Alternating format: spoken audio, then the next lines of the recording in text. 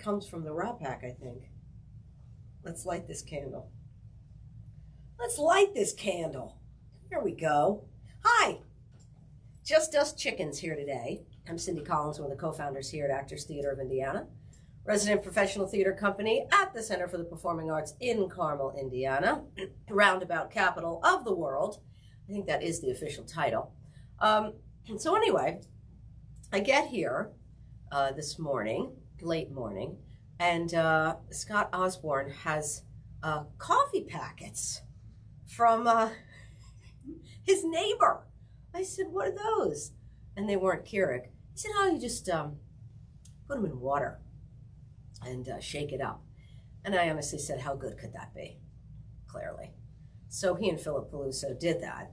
And Philip said, it tastes like my 3-day-old coffee mug sitting out. And yet, he's still drinking it. Cheers. Cheers. Yes. Cheers. Off camera. So, I mean, honestly, how good can that stuff be? This is what I said. I said, you know what the good stuff is? The stuff that, like, isn't supposed to be good for you. Like the real sugar that used to be in the desserts our mothers made. And Toll House cookies and chocolate cake. Oh my gosh. Anyway, but Philip said he doesn't eat that stuff anymore, or he'll lose a crown. So, and I now have tuberculosis. I woke up this morning with TB, apparently. Oh my God, I got sick over the weekend. And it was just like a little cold. And of course, the minute that happens, you're like, take a COVID test, hurry up. So I'm, taking the COVID test. Oh, it might be wrong. Take another one, negative. So obviously I did not have COVID. And knock on wood, I have actually dodged the COVID bullet. Now watch, I'll say that and I don't know, whatever, end up in the hospital next week. But anyway, so it's not COVID, but now it's moved down into my chest area. Whew. So that's not good. Okay, anyway, our next event that's coming up, we are done with our season. Our 22-23 season is officially over. Closed it out with Mr. Confidential. That was a real ride, roller coaster ride. That was, talk about COVID. Half the cast, the director, everybody got COVID. But we got through that, and I think it was received pretty well. So that closed May 14th, and so season done. And so our next event is Million Dollar Quartet, June 16th and 17th at the Palladium. 2 nights, just like when we did Sweeney Todd. Just 2 nights only.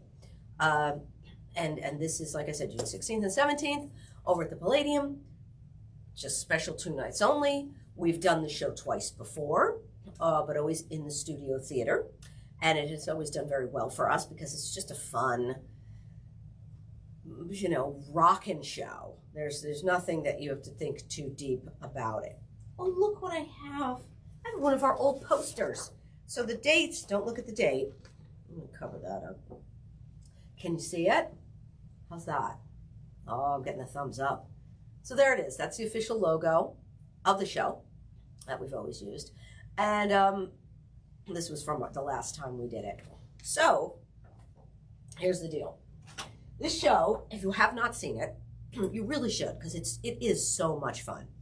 And it's based loosely on the night that Elvis Presley, Johnny Cash, Jerry Lee Lewis, and Carl Perkins got together and had a bit of a jam session at Sun Records. Sam Phillips was the owner and creator of Sun Records. And so Sam Phillips, before, and this is also about the time they're making it, where Elvis started really taking off, started making all his films and everything. And so Sam Phillips got all these guys going. Before they went anywhere else, all 4 of these guys were with Sam Phillips. Jerry Lee Lewis, the time that this takes place, is brand new to Sun Records and to Sam Phillips. So he's the newbie. Where Elvis is kind of moving on, and Johnny Cash, they're kind of moving on. They're moving up into their careers. And Carl Perkins, it's almost the same, almost kind of the same way. But he got these guys started, and he really worked hard to put these guys on the map. And that show, it does talk about that. So there's a bit of history there too, which is nice. And Sam Phillips is a character in the show. So it's those four guys, the character of Sam Phillips, and Elvis brings a girlfriend along named Diane. Now, he actually did bring a girlfriend that night, but she was like a Vegas showgirl that he really didn't know. But in this show, where they take artistic license, it's supposedly a woman he's been dating, and is bringing her to meet his mother and so forth and so on. So it gives a little more depth. But and she has some really good songs in the show too. But mainly it's these four guys and doing all their major, another, taking some artistic license, doing their major hits. Because that night what they really did at Sun Records was they really sang a lot of gospel music, because they all grew up with that. Elvis especially knew tons of gospel music. That was his roots, really. So really the real night was they really did a lot of that type of music. They weren't coming in, he wasn't singing Hound Dog and Blue Suede Shoes, and Jerry Lee Lewis wasn't singing Great Balls of Fire. But this show, of course, that is exactly what they're doing. And it intertwines with the history of each of them and how Sam Phillips found them, and and how they got involved with Sun Records and Sam Phillips' history and where he went after that. So it's pretty interesting, actually. And it flies by like no time, of course. There's no intermission. And the end is just like a rockin' concert. So over at the Palladium, I think, they're really going to blow the roof off the place. And we always have a very good casts for these shows. Brandon Alstad, who's played Johnny Cash for us twice, is... Now, how can I blow my nose? Now, one is fine. All right, do you want me to take two? We were just talking about how Phillips liked Gelman. Remember Gelman, Regis and Kathy Lee? And they'd always talk to Gelman off camera, the producer. All right, well, I'm not going to do anything like that. I should be like my grandmother. She used to keep them right here. This is where she used to keep her Kleenex in her bra, right there. Very handy. All right, so oh my gosh, I can't laugh or I'll completely have a coughing fit. So, all right, back to MDQ, Million Dollar Quartet, but it's just the nickname of it, MDQ. So, oh my God, now, what was I talking about before you handed me the Kleenex? What the music they were playing. Yes, they were really doing gospel, but now they're doing all their hits. Oh, Brandon, who's played Johnny Cash for us twice before, he's coming back. He's an excellent Johnny Cash. The rest of the cast is brand new. A new Carl Perkins, a new Elvis, and a new Jerry Lee Lewis. I do not know these gentlemen, but what you always try to do when you do this show, and everybody does this, is you just use the guys who constantly do the show everywhere in the country, because you kind of never want to have a newbie on board, because the music, the rehearsals are, they get together and they just start playing it. And what did you do in this production? What did you do in that production? How did you do this? And they just like start jamming. And seriously, besides the scene work, which of course our director, DJ Salisbury, is fantastic. He's directed it twice before. DJ's coming back. He's absolutely exceptional. He is a wonderful director, wonderful guy. He also directed The Mystery of Edwin Drood for us, which was a wonderful production. DJ is top notch. Doing all that and the blocking, but it's funny with the music, and the gentleman playing Jerry Lee Lewis, his name is Jefferson, he will be the musical director. Usually the Jerry Lee Lewises are the musical directors because they're on the piano. But they all know the show. Every time you do the show, got to hire the guys who do it and been doing it. And there are guys, there are just, they've made a living out of just doing Million Dollar Quartet or the Buddy Holly story. That's another one where you just get the people who have been doing the show and have done the show, because it's really too difficult to bring somebody new in and teach them all the nuances. So everybody who's, does MDQ, they could totally make a living just doing that show. So anyway, we have a really strong cast. What else? So, like I said, 2 nights at the Palladium. It's going to be exceptional. My gosh. I mean, I can't wait to see it over there. We've always done it in the studio. It's nice because it's intimate, but like I said, the end of the show is kind of like a rock concert. And so over there at the Palladium, it'll be perfect. Our lighting designer, Erin Meyer, is so good. She did Sweeney for us over there, and she'll light the hell out of it. And so I think it'll be and please come see it. Just call the box office, 843-3800, or go to our website, get tickets. It is selling, of course. Like I said, just 2 nights, June 16, 17, and please come see it if you have never seen it. And if you have, please come back and see it, because it's going to be like a whole new show over there, on that stage. And so please, please, please come see it. Now, excuse me, let's see. Here's what's happening. Judy Fitzgerald, my partner, and I, our daughter, Lizzie Farrell, and Don Farrell is her dad. So she has multiple parents. This is what she says to us. I probably shouldn't say that. She's like, well, thanks a lot, because there's 3 of you and 1 of me, and when you all get old and decrepit, I have to take care of you. I have no siblings, and I will have to take care of all of you. And I say to her, well, Lizzie, I'll hang on as long as possible. So just prop me up in the backyard and don't worry about me. So anyway, all right, that's a little side note. So anyway, she's an awesome kid, great kid. She's graduating Carmel High School. This is her last day of school. She's a senior. They all graduate tomorrow. Oh my gosh. So it's really kind of crazy, So because I never thought I'd have a kid graduating, from high school in a million years. And so she's a great kid, very involved in choir. She was in the 2 highest choirs, Select Sound, which is the elite a cappella group there, and the Accents, one of the competitive show choirs. So anyway, yeah, it's nuts. And if you ever had a kid in Carmel High School, there's about 5,000 kids. Hello. So the graduation is down on the fairgrounds in the Pepsi Coliseum. And she's F, Farrell, so it shouldn't be too bad, but still, hello. Anyway, so that's madness. Anyway, that's all tomorrow. Last day of school today. I said, Judy, take a picture of her. We got to have her last day of school, and like when she's little, have one of her first day of schools. Oh my gosh. So anyway, it goes fast, and obviously you didn't know, it flies by, unbelievable. And you don't feel much different, but the kid certainly has grown up, right?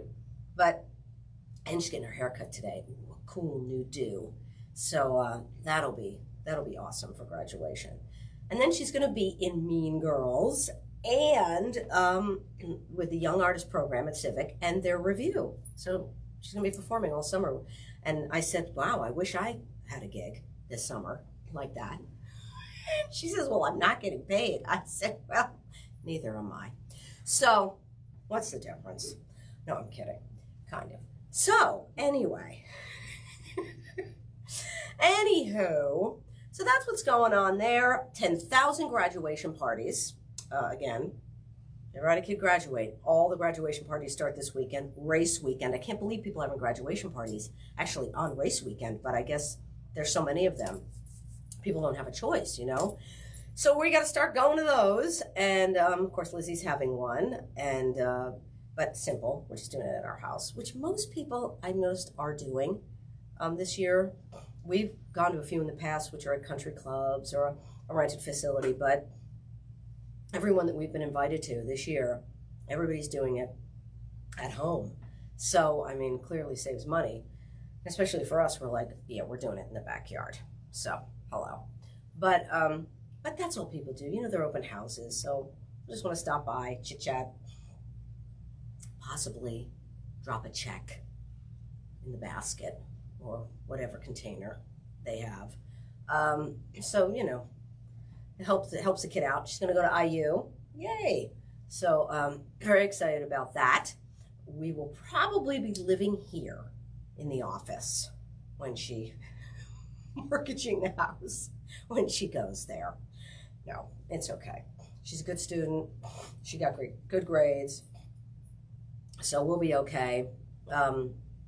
Somehow you do it. People are like, oh my gosh, everybody asks this question. My kid's going to college. If you have multiple kids and they're at school at the same time, I cannot imagine it's, my gosh. And so everybody's like, you'll do it. You do it. It happens. You work it out. There's grants. There's this. And it's true. It's very true. There are. So anybody who overhears this and your kid's going to go to school or, it is possible. Believe me, we're doing it and we're actors, not made of money. And somehow you make it happen for your kid. You just make it happen. And when I was a kid, I'm just speaking for myself, and Judy and Dom, we didn't have to worry about that. Parents just paid for it. We're like, yeah, I'm going to school. Woo, yeah, okay. You didn't even think about it. Our parents paid for it and we went, And now I'm like, oh my gosh, holy mackerel. But because of that, I will say, because I at least have the wits about me, that my parents were paying for this, that I worked my ass off in college. and I had fun too, but because I knew my parents were paying for 4 years of my education, I did work very hard, put my nose to the grindstone, but I was doing what I loved to do also, which was the arts. But anyway, yeah, so it's gonna be very, very, very busy for the next few weeks. And but it's all good, it's all gonna be great. And let's see what else. What else is new in Carmel? Philip or Scott? You know what Scott's doing? Oh my God. So Scott Osborne, Meg Osborne's son, he helps out with this, but really what he is, he's an artist in like steel, and he can do all kinds of stuff, right?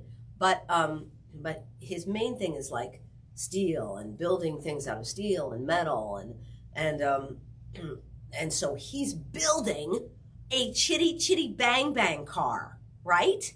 For a theater company. Not us. We're not doing chitty chitty bang bang. And he's building the car. And it's, oh my God. And I was just at a shop picking up something yesterday. Unbelievable, right? It's got this little engine in there that's from like a motorized wheelchair, and it's going to spin. Really, really super cool. So I will be interested to see the final product, because it is absolutely a major undertaking. Really something. So, that car, the wings when the wings came out and everything, if you remember that movie, I love that movie. Great soundtrack, the Sherman Brothers, who also did Mary Poppins. They wrote for Disney a lot. And they wrote some great scores, both of them. But that Chitty Chitty Bang Bang score from that movie, not a lot of people see that movie anymore. When I was a kid, of course, they played that stuff, like every year. Like it was tradition, where The Wizard of Oz, I remember, was always on, I think, like around Easter for some reason. Every year, it was like clockwork. You knew the movie was going to be on TV. So, and I do remember that one. I loved it. Toot, sweet. And she's like, what do you see, you people? Oh my gosh. And the mean child catcher, he always scared the hell out of me, with the net, and he'd chase the children and put them in the wagon, the cage. Oh my God. And then the crazy grandfather who would experiment with things and was always going into the outhouse. All right. Anyway, if you've not seen the movie, you're going to think I'm nuts. But it's a great movie. So, anyway. All right. So that's what he's doing. Philip is leaving for Europe. He's going to head over to Europe to do a film, really a documentary on it's a woman who, the Holocaust survivors, correct? A gentleman.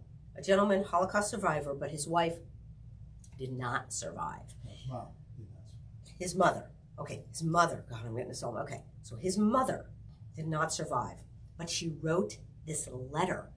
Completely crazy. Okay, she wrote this letter before she was going to be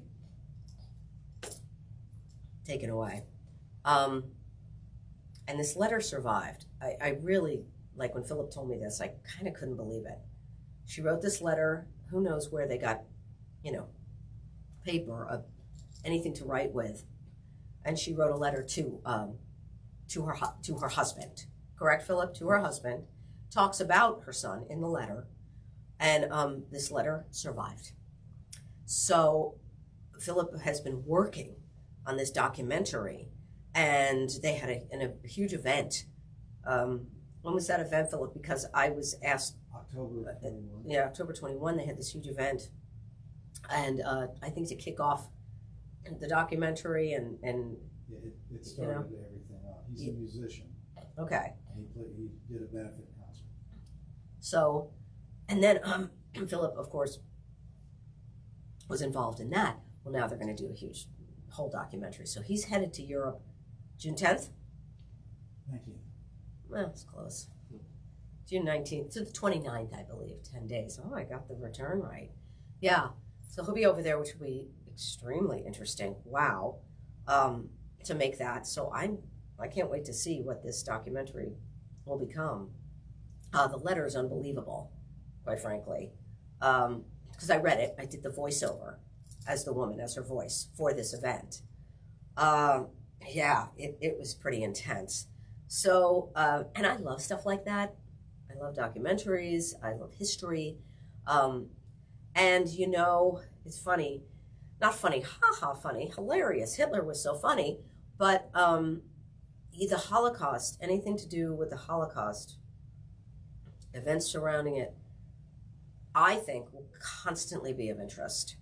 I find it to constantly be of interest. As horrific as it was, it's mind-boggling. You know, I think it's just mind-boggling that it ever could have happened. And I think that's part of the fixation on it when you do something about the Holocaust, that it's just so unbelievable and that people even did survive. So, so I always find that very interesting. As like I said, as horrific as it is, it's still, I find it fascinating to always keep learning more and more about it. So, so this documentary sounds like it's going to be absolutely wonderful. Philip is exceptional, so I know it'll be good. Anyway, so that's that, and that's what we're doing. Just us chickens here today. I don't have anything else of huge importance to say. I'm going to go home and power wash my patio. It's going to be an exciting day. It's gorgeous because we have to get the place ready for the graduation party, which is like in 2 weeks. So we have to have the place looking absolutely immaculate. This looks pretty good anyway, just to let you know if you ever want to stop by. But it has to. We got to raise the bar a little bit. We're going to have cornhole and putting and bocce ball. Oh, it's going to be a real shindig. So anyway, all right, thanks. I'm going to sign off. Don't forget, I'm going to move my Kleenex. $1 Million Quartet at the Palladium, June 16th and 17th. You can get tickets at the box office by calling 843-3800. Go to our website, atistage.org. Okay, it's selling, so get your tickets. But you have what is it? Yeah, you probably got about 3 more weeks, so plenty of time. But please come see the show. I don't think you'll be disappointed in any way. It's going to be 2 absolutely fantastic nights over there. So so thank you so much, Cindy Collins, co-founder of Actors Theater of Indiana, and I don't know who's on next week, but yeah, we never. It's, you know what? It's always just fun and games here. So so anyway, thank you so much. Have a great, gorgeous week. Toodaloo.